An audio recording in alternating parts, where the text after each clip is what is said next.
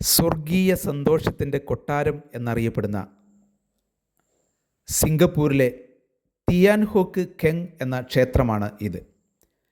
ടിയാൻഫു ക്ഷേത്രം എന്നും ഇത് വിളിക്കപ്പെടുന്നുണ്ട്.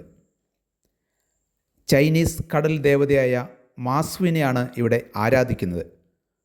ഹോക്ലോ എന്ന ജനവിഭാഗത്തിൻ്റേതാണ് ഈ ക്ഷേത്രം.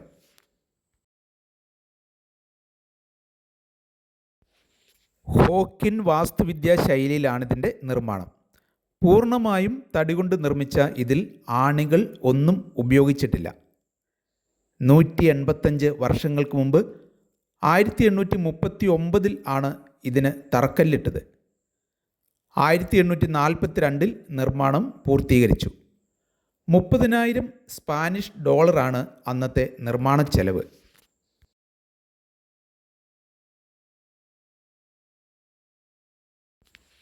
ടെലോക് അയർ സ്ട്രീറ്റിൽ ആണ് ഇത് സ്ഥിതി ചെയ്യുന്നത്.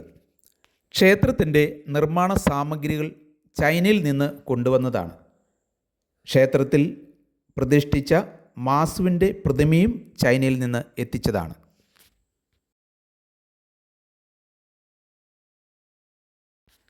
സിംഗപ്പൂരിലേക്കുള്ള ചൈനീസ് കുടിയേറ്റത്തിൻ്റെ ഒരു പ്രധാന അടയാളം കൂടിയാണ് ഈ ക്ഷേത്രം.